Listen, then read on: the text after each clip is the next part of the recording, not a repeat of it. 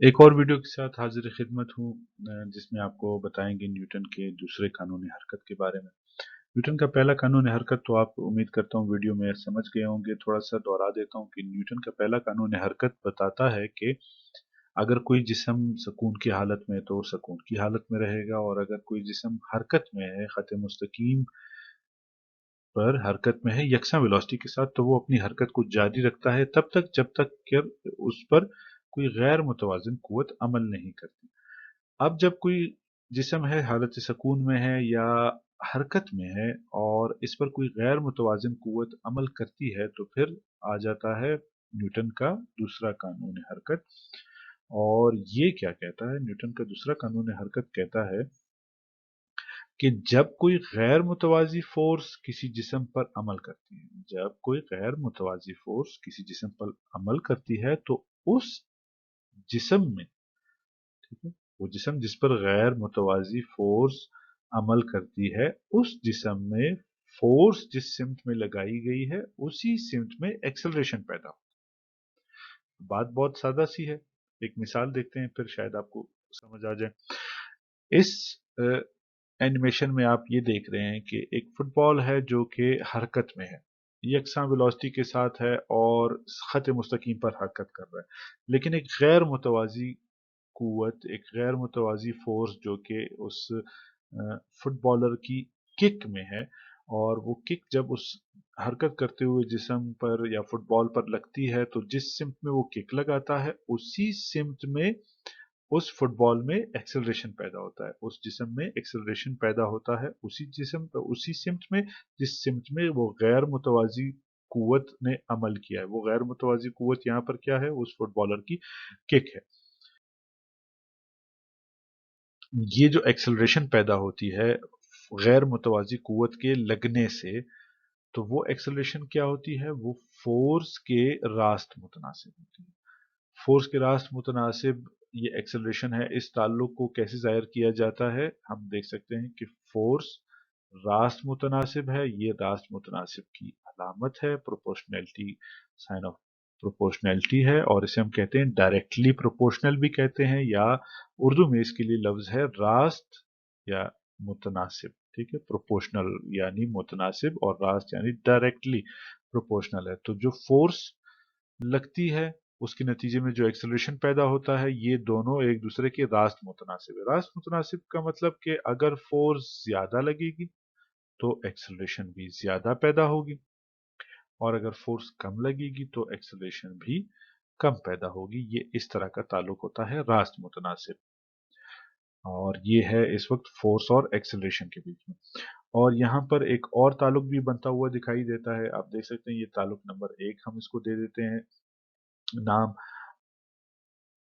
जो एक्सेलरेशन पैदा होती है, फोर्स के लगने से जो एक्सेलरेशन पैदा होती है, उसका ताल्लुक उस जिस्म के मास के साथ किस तरह का होता है? जिस्म के मास के साथ ताल्लुक एक्सेलरेशन का होता है बिल अक्स मुतनासिब, यानी उसके उलट मुतनासिब है लेकिन उसके उलट है, या इसे हम कहते हैं इनवर्सली प्रोपोर्शनल।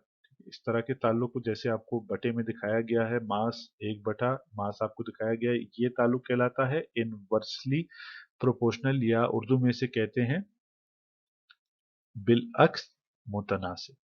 यानी इससे आपको क्या पता चलता है कि अगर मास ज्यादा होगा उस जिस्म का तो एक्सेलरेशन कम पैदा होगी, और अगर मास कम है जिस्म का तो एक्सेलरेशन, फोर्स गैर मुतवाजी फोर्स लगने से एक्सेलरेशन ज्यादा पैदा होगी। अब इससे पहला वाला ताल्लुक या इस ताल्लुक को हम नंबर दे देते हैं नंबर 2। अब इन दोनों ताल्लुकात यानी नंबर 1 ताल्लुक और नंबर 2 ताल्लुक को हो जाए तो आपके पास कुछ इस तरह की शक्ल हासिल होती है कि एक्सेलरेशन रास्त मुतनासिब है किसके?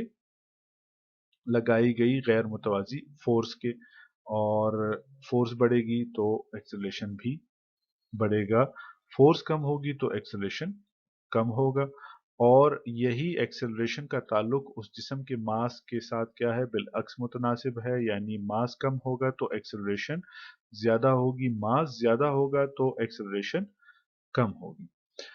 अब ये तो ताल्लुक की हद तक ठीक है, लेकिन अगर आप इसको हिसाबी शक्ल देना चाहें तो फिर आपको क्या करना पड़ता है, ये जो प्रोपोर्शनैलिटी या तनासुब का जो अलामत है, इसे आपको हटाकर बराबर का और बराबर के निशान को लगाने के साथ आपको ये बराबर का निशान अगर आप इस्तेमाल करेंगे तो इसके साथ आपको एक मुस्तकिल या कांस्टेंट का इस्तेमाल करना पड़ेगा। और वो मुस्तकिल या कांस्टेंट, यहां पर हम अंग्रेजी का हर्फ लेंगे के। जब आप तनासुब का निशान, ये जो तनासुब का निशान है, इसे अगर आप हटाकर इसको हिसाबी शक्ल में लिखना चाहें तो आप बराबर का निशान लगाएंगे और बराबर के निशान के बिल्कुल साथ में ही कांस्टेंट लगाएंगे या कि एक ऐसी कीमत लगाएंगे जो मुस्तकिल है। वो फिलहाल हम फर्ज करते हैं कि अंग्रेजी का हर्फ के जो है उसको हम बतौर मुस्तकिल या कांस्टेंट लेते हैं। तो इसको लगाने से इस ताल्लुक की ये हो जाएगी कि एक्सेलरेशन बराबर होता है कांस्टेंट के, और कांस्टेंट ज़रब खा रहा है इस वक्त आप देख रहे हैं फोर्स बटा मास के साथ।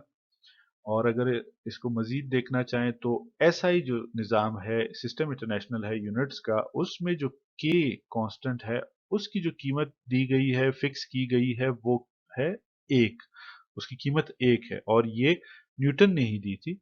और क्योंकि वो पहली दफा इसको देख रहा था तो उसने फिर ये के की कीमत एक ही रखी, मयारी एक ही रखी, 5 या 10 या कोई और कीमत नहीं रखी, ताकि हिसाब करने में, क्योंकि पहली दफा चीज बन रही थी तो हिसाब करने में आसानी रहे, तो उसने के की जो यूनिट की जो कीमत रखी वो एक ही रखी। तो जब ये कीमत दर्ज करेंगे के की जगह तो आपके पास कुछ इस तरह की मसावात हासिल होगी। के की जगह आपके पास एक आ गया, और अगर एक को आप ज़रब दे दो फोर्स के साथ, तो फोर्स बटा मास के साथ, तो जवाब वापस आपके पास फोर्स बटा मास ही आएगा। फोर्स बटा मास की वापस हालत आ गई। अब इसमें हम ये कर सकते हैं कि अगर हमने फोर्स मालूम करनी है कि वो गैर मुतवाजी कुव्वत जिसने जिस्म में एक्सेलरेशन पैदा की है, जिसका मास m था, जिसमें एक्सेलरेशन पैदा की जिस्म में, तो वो फोर्स कितनी है, तो उसके लिए हम क्या करेंगे, इस मास को, क्योंकि यहाँ पर फोर्स के साथ तकसीम में है या बटे में है, तो जब हम इसको बराबर के निशान के दूसरी तरफ लेकर जाएंगे तो ये एक्सेलरेशन के साथ ज़रब में आ जाएगी और इसकी हिसाबी शक्ल कुछ इस तरह से हो जाएगी कि फोर्स लगाएगी गैर मुतवाजी कुव्वत जिसने जिस्म में एक्सेलरेशन पैदा किया है, तो वो फोर्स बराबर होती है जिस्म के मास के, और ज़रब खाए जिस्म का मास जब एक्सेलरेशन के साथ कि कितनी एक्सेलरेशन पैदा हुई है, तो वो बराबर होती है फोर्स के। ये है फोर्स की तारीफ। न्यूटन का दूसरा कानून हरकत बताता है कि फोर्स क्या है। फोर्स क्या है देख लें। फोर्स एक वेक्टर है, ठीक है। इससे आपको ये एक बात समझ आ जानी चाहिए कि फोर्स एक वेक्टर है। वेक्टर यानी वो मिकदार जिसकी सिमत होती है, वो मिकदार जिसमें अदद भी होता है और सिमत भी है, ठीक है। अदद और सिमत दोनों जिस चीज में हो उसे हम कहते हैं वेक्टर। और फोर्स का जो एस आई यूनिट तयन किया गया है उसे हम कहते हैं न्यूटन, या उसे एन से जाहिर करते हैं। न्यूटन क्यों कहते हैं, क्योंकि न्यूटन ही वो पहला शख्स था जिसने फोर्स के बारे में बताया था कि फोर्स कोई चीज होती है, कुदरत में फोर्स भी एक चीज होती है, इसीलिए उसके नाम से ही इसका यूनिट लिख दिया गया न्यूटन, ठीक है। इसे एन से जाहिर करते हैं। अब इसकी वजह इस तरह से है कि एक न्यूटन जो फोर्स है, एक न्यूटन वो कितनी होगी, उसका मतलब क्या है कि एक न्यूटन फोर्स वो फोर्स है या वो कुव्वत है, वो कितनी कुव्वत है जो 1 किलोग्राम, 1 किलोग्राम का मास हो जिस्म का, 1 किलोग्राम की कमियत हो किसी जिस्म की, उसमें कितना एक्सेलरेशन पैदा करे, 1 मीटर फी सेकेंड स्क्वायर का एक्सेलरेशन पैदा करे 1 किलोग्राम मास में। तो जो कुव्वत है वो कितनी होगी, वो होगी 1 न्यूटन। यही बात इससे आपको पढ़ के भी अगर आप देखना चाहें कि 1 न्यूटन वो कुव्वत है जो अपनी सिमत में, क्योंकि वेक्टर क्वांटिटी है, वेक्टर मिकदार है न्यूटन, तो अपनी सिमत में 1 किलोग्राम के मास वाले जिस्म में 1 मीटर फी सेकंड का एक्सेलरेशन पैदा करती है। आप पहले से जानते हैं कि एक्सेलरेशन जो है वो एक वेक्टर है। एक्सेलरेशन की सिमत होती है, तो जिस सिमत में फोर्स लगाई जाएगी उसी सिमत में एक्सेलरेशन भी होगा। ये बात इससे वाज़ेह हो जाती है।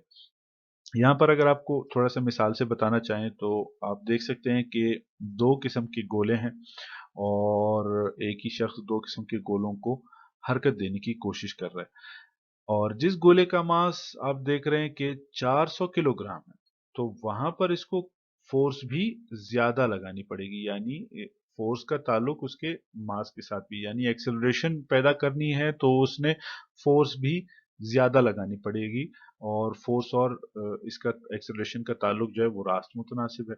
और या दूसरी तरफ आप देख रहे हैं कि फोर्स कम लगानी पड़ती है उसे जब उस गोले का मास 40 किलोग्राम है। ठीक है, एक और मिसाल देख लेते हैं।